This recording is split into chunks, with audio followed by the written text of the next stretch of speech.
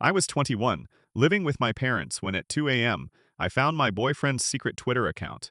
I was on the couch with his unlocked phone on the coffee table. The browser tab showed an account I'd never seen.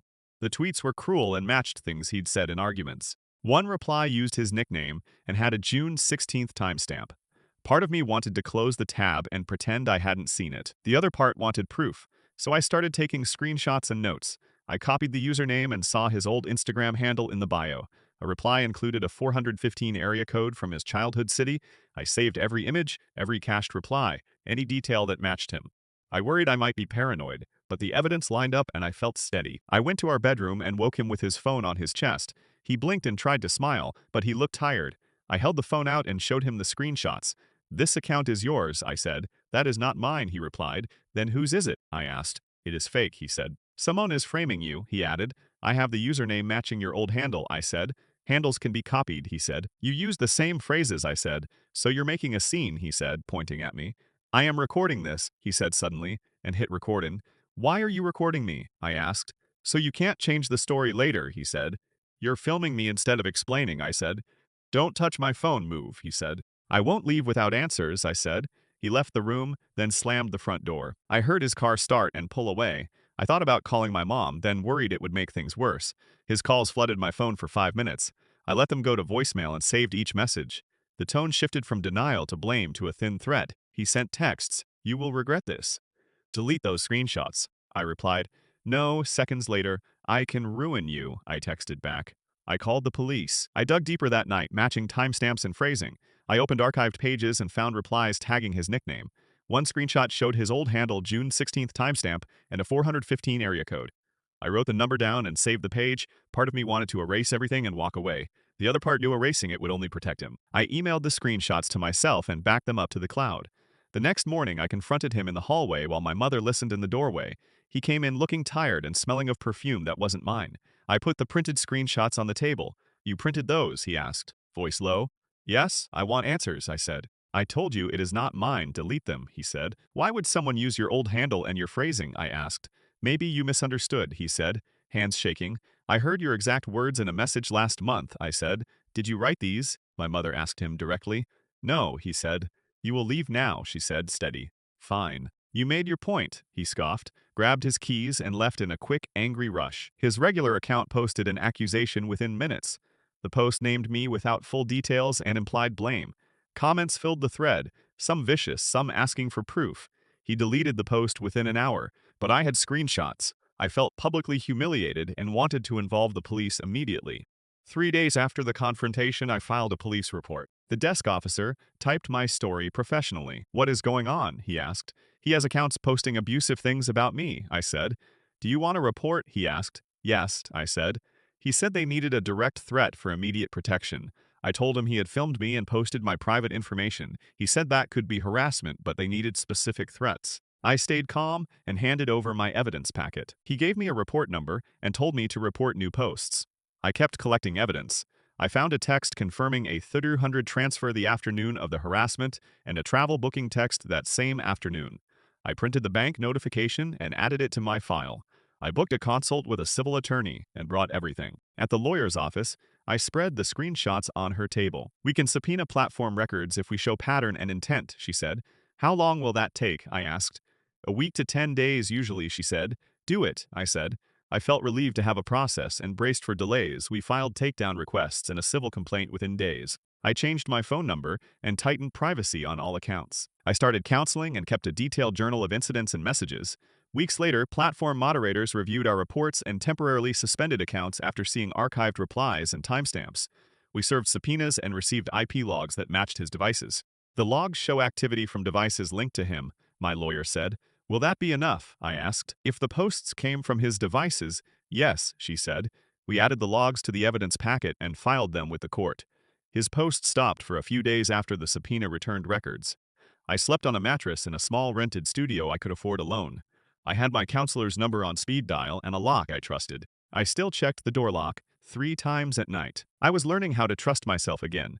Weeks turned into months of paperwork and cautious relief. Discovery continued, some accounts were removed, and the sheriff served more subpoenas. IP addresses matched his phone number and devices.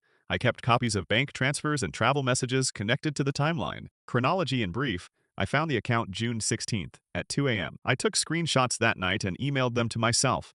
I confronted him June 18th. He denied ownership and left. Harassment posts and deleted content happened that day. A FUT200 transfer and travel booking text appeared that afternoon. I filed a police report 3 days after the confrontation. I reported content to platforms and archived replies that week. I met with a lawyer and compiled a civil evidence packet 2 weeks later. Subpoenas returned records showing his devices accessed the account. I didn't get a tidy ending. The legal process was slow, but evidence mattered. I changed my number, moved into my studio, and kept counseling. I still flinched at my phone, but I felt stronger when papers were dated and filed. I had done the work to protect my life and my voice. That night on the couch replayed in my head for days. I rewound small moments endlessly. I pictured the phone screen glow against the dark and the hiss of the air conditioner above us. I remembered the little coffee table dent from when I dropped a mug last month. I noticed the reflection of the screenshots on the table surface. I traced the username with my finger on the wooden edge and opened the screenshots again to double-check timestamps and phrasing. I made a list on a notepad beside the couch and wrote down every line that matched things he'd said.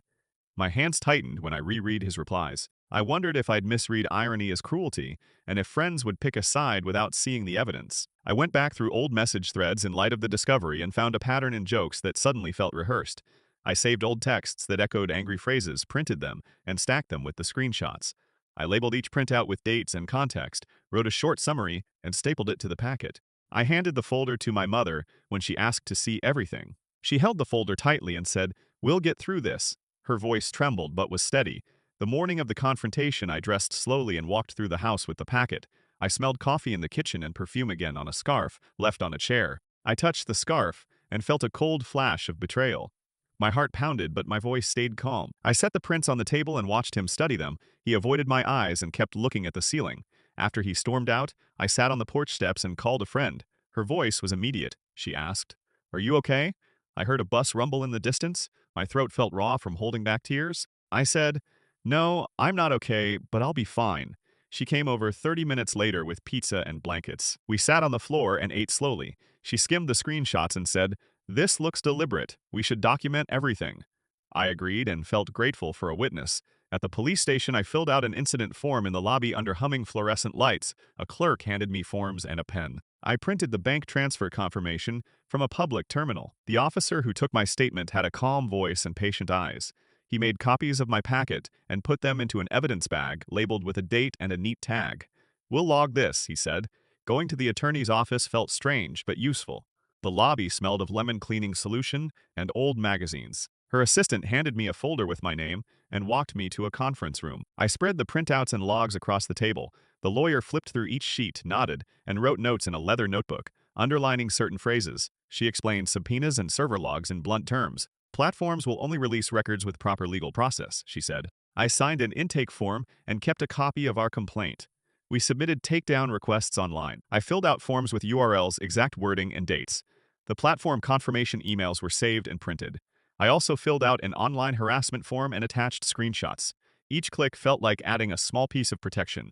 For weeks, I lived between two realities, the slow legal machine and immediate fear. I woke to the sound of my breath and the creak of the radiator. I checked the locks 3 times, then 4, before letting myself sleep.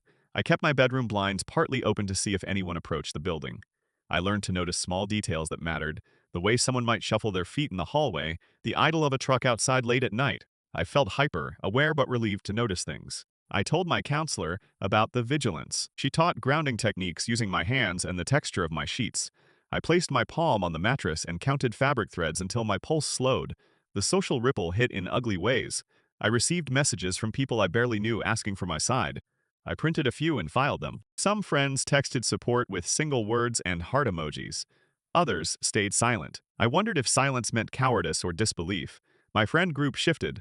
One friend dragged me to a crowded bar to distract me. Another sat with me in my empty studio and listened as I read timelines aloud.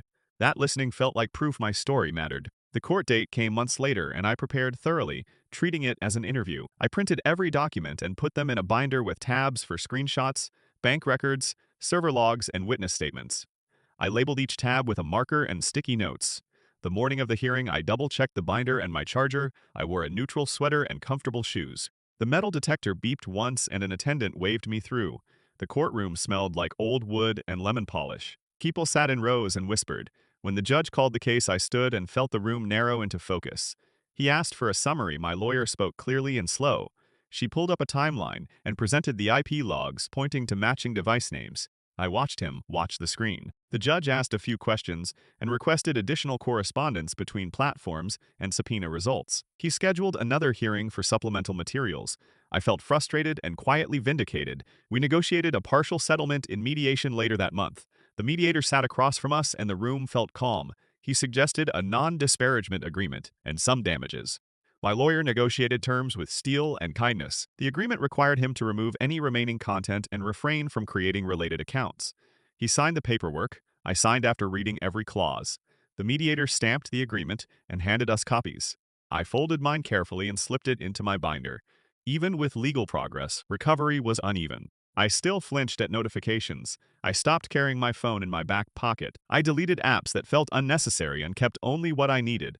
I changed passwords and set up two-factor authentication with an authenticator app. I saved recovery codes in a locked drawer and printed them as a precaution. Each security step felt small and important. Friends and family helped practically. My mother came over on Sundays and cooked. She labeled leftovers with sticky notes and drove me to hearings, sitting in the back of the courtroom with her arms crossed in quiet strength.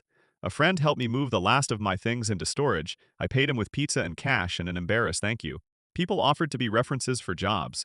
I wrote a short note for an application explaining a recent move. It felt strange being professional about messy life stuff, but necessary. Little rituals helped, a morning routine of tea and 5 minutes of stretching, a nightly notebook where I wrote 3 things I was grateful for. I taped a small calendar next to my bed with court dates and counseling appointments in different colors. The visual calendar made the future more manageable. Toward the end, when most paperwork was filed and the accounts deactivated, I had a clearer sense of self. I still checked locks and phones out of habit and sometimes replayed his face from that morning. But those moments were shorter. I celebrated quietly. Dinner with friends, a long walk in a park, a new plant on my windowsill. When I finally closed one file and labeled it resolved, I felt physical relief. I placed the binder on a high shelf and dusted it off. I looked at the dated printouts and subpoenas and thought about how step-by-step actions had built a shield. I don't know if I'll ever feel completely free from the fear, but I felt hopeful that I'd learned how to advocate for myself, how to collect proof, ask for help, and insist on being heard. Sometimes, late at night, I still hear a notification and flinch. Then I breathe and reach for the phone slowly. I remind myself I'm here and safe. I check the lock once more, then 2 more times, and finally let my muscles relax. I have my counselor's number on speed dial and a folder of legal documents beneath my bed. Those things are not trophies. They are tools that helped me regain control and turn a scary, messy situation into a path forward. This taught me to trust small instincts and to document clearly. It taught me that evidence matters, even when the world doubts you. It taught me how to print a form and hand it across a table to someone who could help. It taught me how to breathe through a courtroom's hush and how to sign my name when needed. It taught me how to ask for witnesses and how to accept blankets and pizza when I needed warmth. I still have bad nights sometimes, and that is okay. I still step carefully around sudden social media spikes, but they hold less power now. I practice small, deliberate acts of safety and self-care. I keep my binder, my charger, and my counselor's number nearby. I took many small steps, one by one, and I am still here.